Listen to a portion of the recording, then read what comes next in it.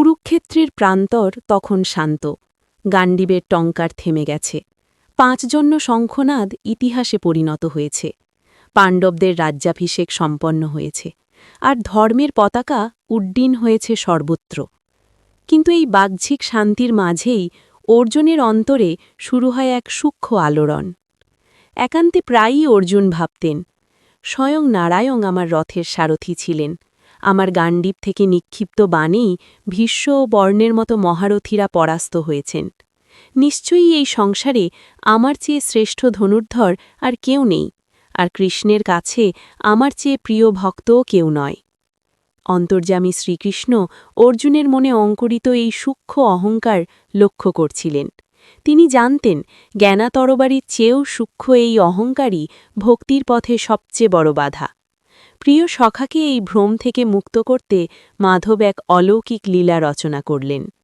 একদিন সকালে কৃষ্ণ অর্জুনের কক্ষে এসে বললেন, পার্থ, আজ রাজসিক বেশ ত্যাগ করো। চলো, আজ তোমাকে আর্যাবর্তের এমন এক প্রান্তে নিয়ে যাই যেখানে ভক্তির প্রকৃত রূপ বিরাজ করে।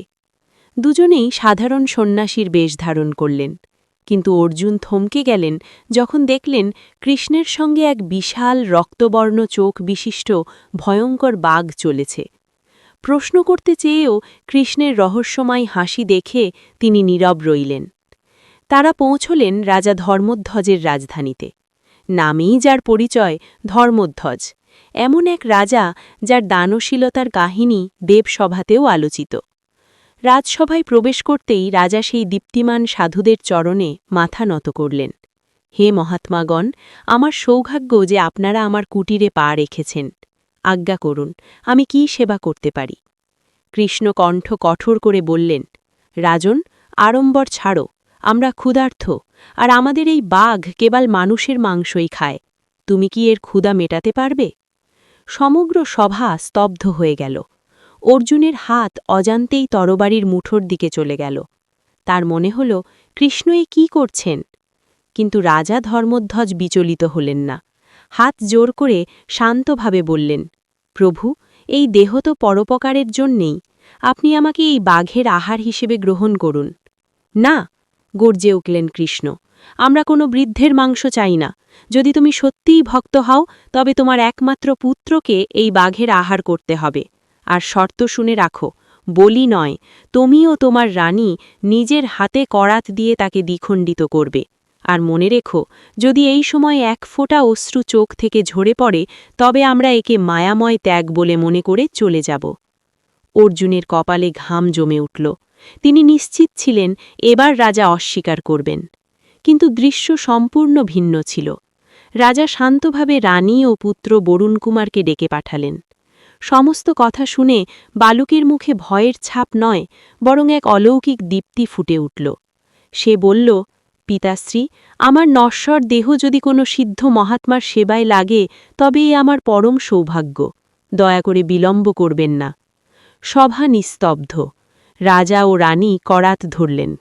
অর্জুনের হৃদয় কেঁপে উঠল, কিন্তু রাজার হাত ছিল শিলার মতো স্থির। করাত বালকের মস্তকে পড়তেই রক্তধারা গড়িয়ে পড়ল। তবুও তার মুখ থেকে উফ শব্দটিও বেরোল না। সে নিরন্তর গোবিন্দ গোবিন্দ জপ করছিল।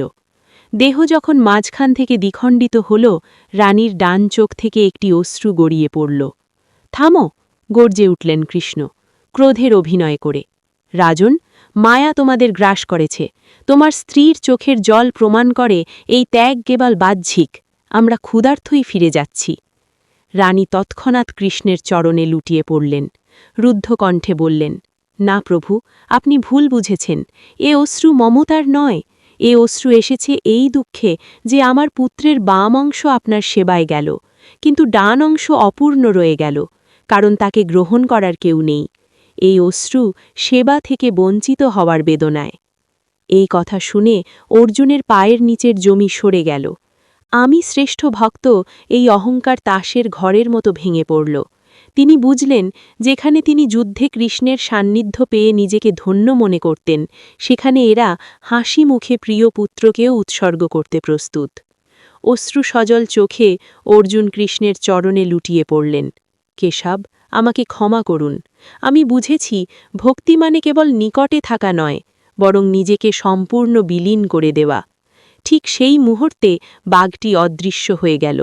সন্ন্যাসীবেশী কৃষ্ণ তার চতুর্ভুজ দিব্যরূপে প্রকাশিত হলেন। তার স্পর্শে বরুণকুমার পুনরায় জীবিত হয়ে উঠল, যেন গভীর নিদ্রা থেকে জেগে উঠেছে। প্রসন্ন হয়ে কৃষ্ণ বললেন, ধন্য রাজন, তোমার ভক্তি আজ প্রমাণ করল এই সংসারে ধর্মের শিকড় কত গভীরে বিস্তৃত। রাজা ধর্মধ্বজ একটিমাত্র বর প্রার্থনা করলেন, প্রভু, ভবিষ্যতে কোনো ভক্তের এমন কঠিন পরীক্ষা নেবেন না, কারণ সকলের হৃদয় এতটা বজ্রসম নয়। কৃষ্ণ বললেন, তথাস্তু। অর্জুনকে সঙ্গে নিয়ে তিনি দ্বারিকার পথে যাত্রা করলেন। অর্জুন আর আগের মতো ছিলেন না। এবার তার মাথা নত ছিল অহংকারে নয়, কৃতজ্ঞতায় ও বিনয়েই। হরে কৃষ্ণ।